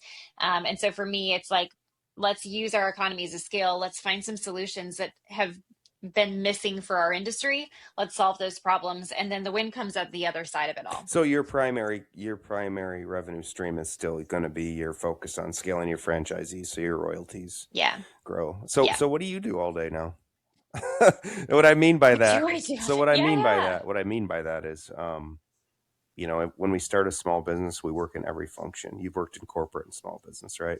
Corporate, you get lost your number within a function. Whatever you do doesn't matter, doesn't affect other functions. No one cares about you. If you're in marketing, no one cares about you in customer service, vice versa. So you start a small business, you get your hands everywhere. and you branch off, you scale, you hire, you franchise. So now you're at another tier. Yeah. And do you get to choose functionally what your joy is and spend your time there, like in creative or in I partnerships, do. and like what do you gravitate towards? Yeah, it's really fun getting to have the ability to go, this is what I want to do now, and to hire really smart people. I feel like my job, it really is like, what is your role as a CEO, and what's most important? To hire really impressive people that have skills much stronger than mine in all these different departments, to set us up for success and then let them do their thing. And so that's where I really get to spend my space, is the hiring, the people development side of it, supporting our franchisees where we can, and then the visionary piece of it.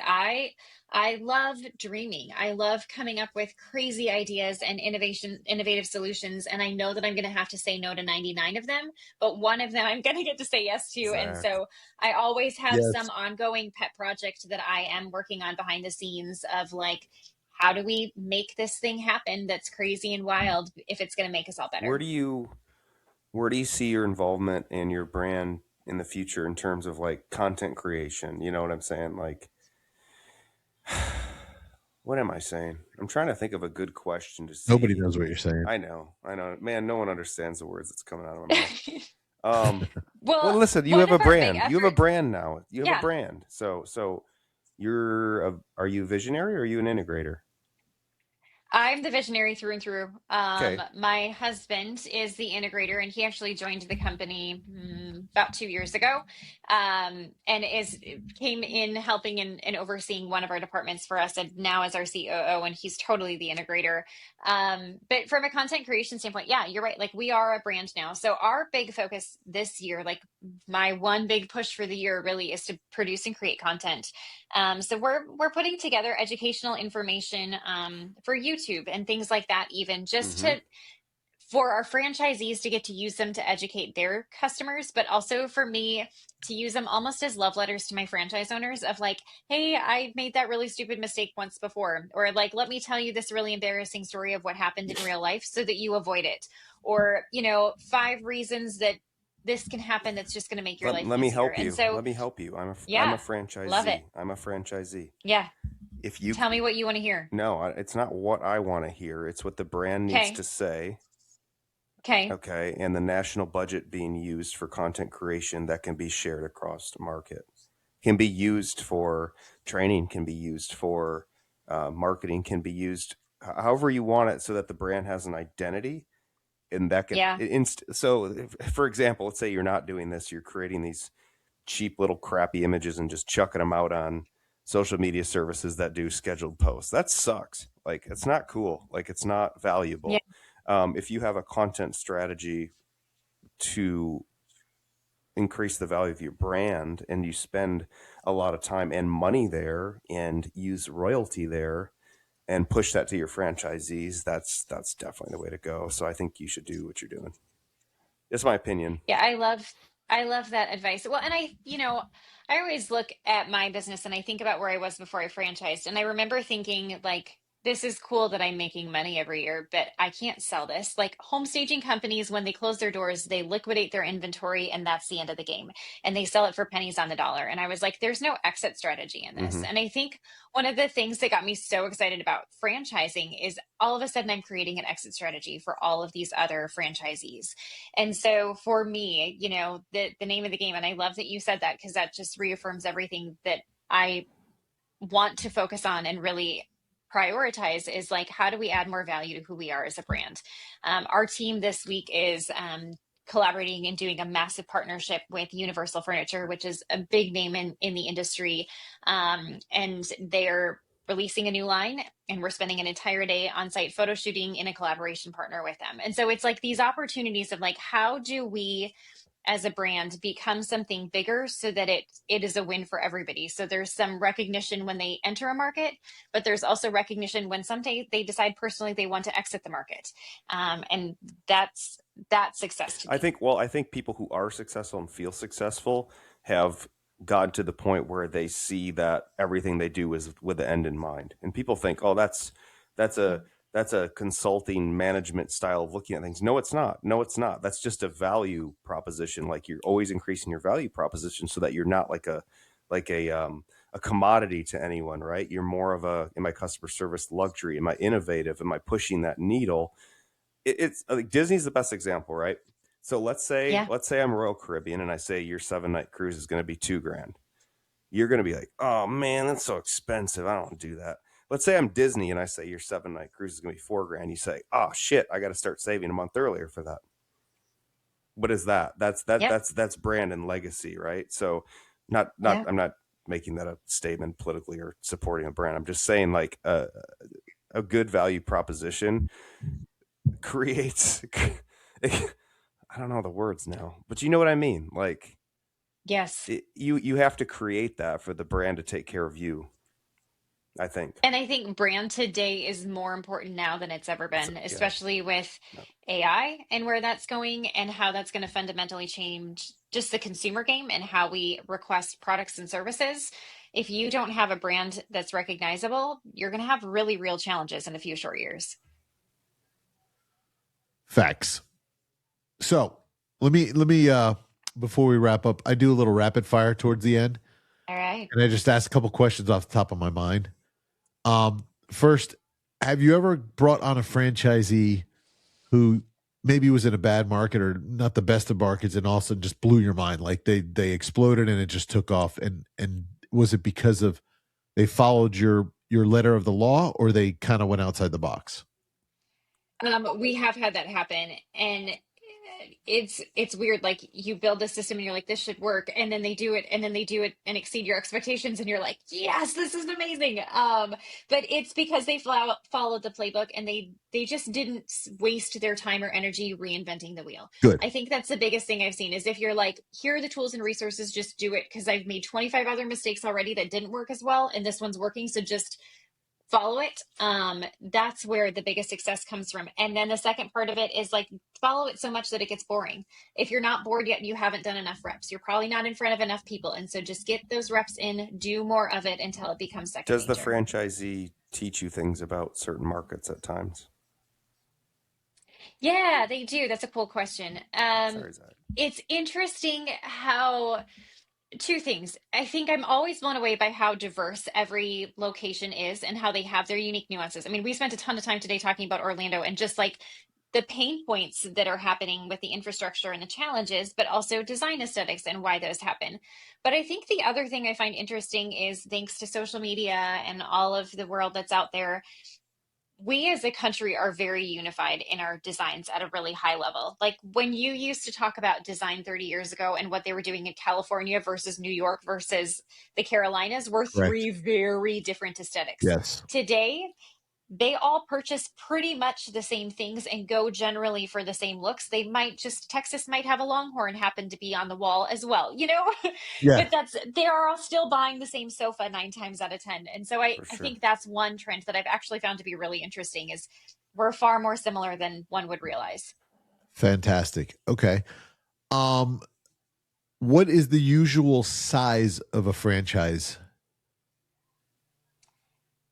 Size is in like Say number a of word households. revenue. Are you talking about or what? No. Revenue, warehouse. What kind of size do you want? Sorry. Like, just like if you're building a franchise, how many people is the minimum or the households? Yeah, that's what I was trying to get. Household. Okay, average households. Most of our minimum requirement is 100,000 households in a territory. Most of our territories have closer to 185,000 households in them. Yeah. And then, so out of that, a franchisee can make a pretty good living. I would assume. What's the golden ticket you kind of wave to get them to come buy your franchise versus a different one? He means what's your value prop and what KPI can they achieve? Okay, good. Listen, I like golden visionary. ticket Shut up. Boardroom. Where's the golden ticket? So I think one of our favorite stats that we love to share is industry average. A home staging company will make about $300,000 in revenue. Our headquarters locations, as we've rolled them out most recently, did 2.2 million. So the biggest name of the game and what we see consistently with our franchise owners is they're getting to their revenue levels. One, they're exceeding industry averages, and two, they're getting there so much faster than most people in the industry really are. Through cross through Combination of things through tried and true sales strategies. So you're getting in front of more customers, through more strategic buying, and strategies around that and personnel, through average ticket prices being higher as well. So it's a combination of different things. And would you consider your service in that market more premium? More We do, we do are you know a what premium you know service. you said you went to business school, right? Yeah. Okay, so the business value curve, right? The shittiest businesses are efficient. The next ones have good quality. The next expensive have good customer service. And by the way, as I go up the needle, they have everything under them.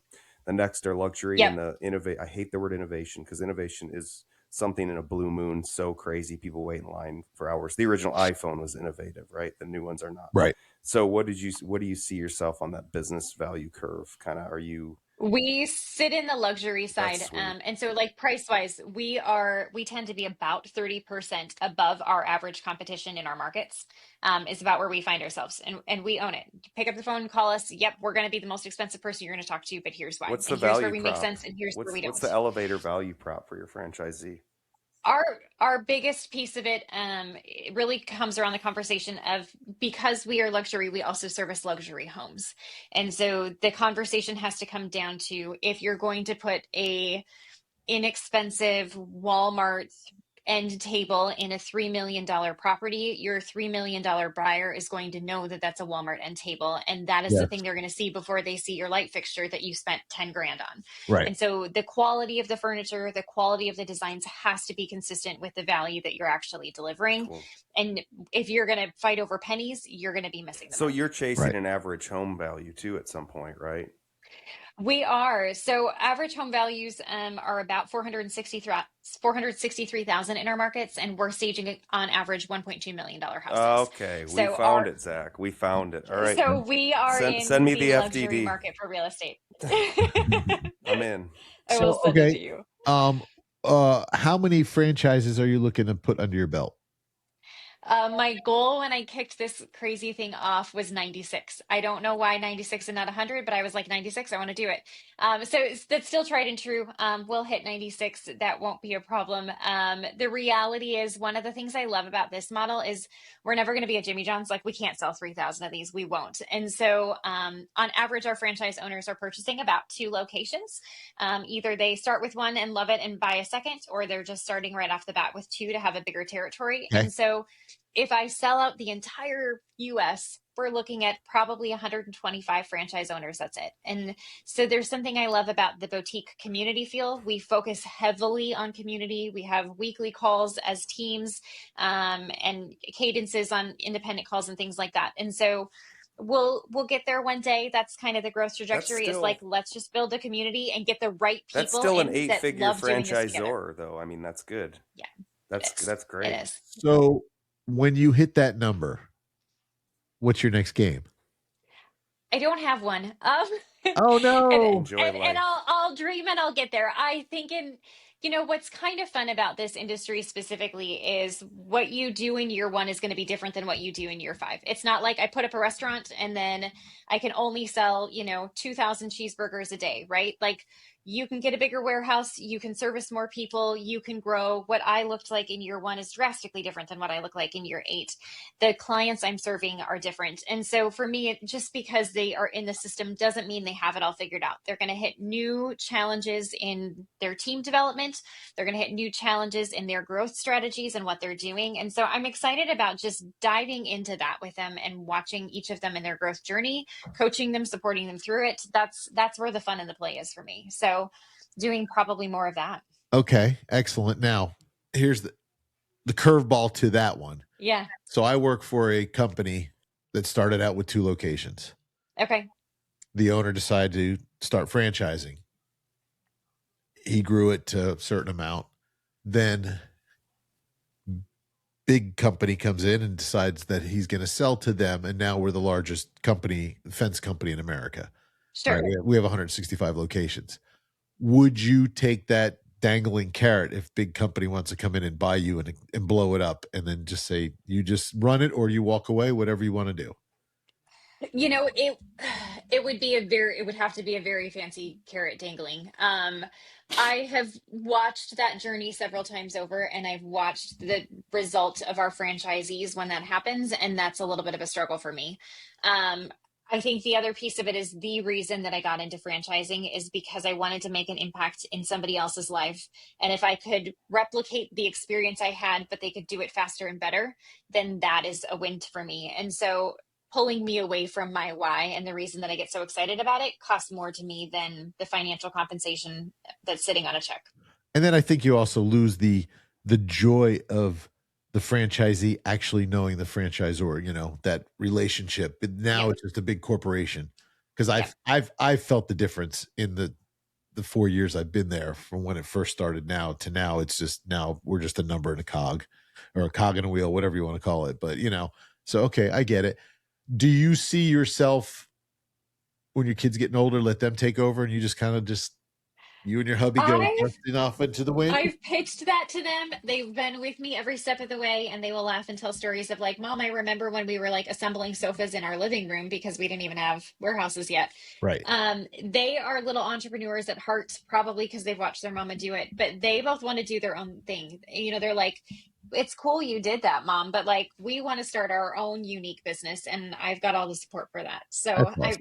as of right now, they're not interested, but we'll see. They'll get older one day. Right. That may change, right? Yeah. I That mean, may I'm change sure you and your husband want to retire someday and have an end game and let someday. someone Yeah. either keep it in the family or just make a buttload of money by selling it. Either way, right? Yeah, we'll figure it out when the time Yeah, I comes. think That's I think there's awesome. more value in your kids, despite what their path is. They have the opportunity to experience a number of functions within a corporate office or whatever it may be that can help them no matter what they do, whether that's work in corporate America or start their own business or whatever. But to have that opportunity, I think it's great that parents don't want to push their own agenda on their kids. It's crazy, right? You want them to do what they want to do. But I'll be honest, my family pushed on me a little bit of just learning the business to learn a business. And Yeah. it was the right thing. It was the right thing because where else are your kids going to walk into a business before they have their own thing and just say, "Hey, I'll work in accounting for 2 years, then I'll work in sales for Yeah, dude, it doesn't happen that Yeah. often. Like you got to get in with the right Yeah. people at the right time, and what an opportunity to do that within your family if that's something that you want for them. But Yeah. then there's Well, and some families who don't want to work together at all. So that's Eventually, fair. you don't. Well, and Sometimes. yeah. that's true, but it's fascinating. Even so, my girls are 11 and 12, so they're still fairly young. But it's Right. amazing to me the way they communicate and understand business and business concepts already. And even when they're doing their little side hustles of like selling jewelry on the carpool lines and things like that, they're like, "Mom, can we talk through marketing strategies?" And like, and I start introducing crazy words and phrases and let's talk CAC to or LTV to CAC ratios, and but they're learning and getting exposed to things that like a 12-year-old probably is not normally, but I figure it's going to serve them well one day and Today, whatever we're going they to do. talk So about they're Michael boring. Porter's 5 diamonds in the marketplace. I've tried some of those and they're like, Mom, seriously? So I'm like, all right, I'll wait and I'll mix it in with whenever we talk about jewelry again. Yeah. Well, I mean, that's just education they can't even get in college. I mean, Yeah. that's just You can, but it's hard to enjoy falling it in the until you're lines mature enough. of like you're falling Yeah. in the lines of like Gary V, who's there's nothing Yeah. better than learning from people who are doing it than a book. That's right. So okay, so here's a couple things real quick, then we got to wrap up. You're at 20 locations now, correct? We are, yes. All right, so promise you won't forget about us when you hit 50. I want you back on the show. I would love to. That would be so much fun. We'll celebrate. I mean, come on. Cool. You can come on before then too. I mean, that's all right. Gotta But hit my 50 so I can get back on the show. right. 5 at a time.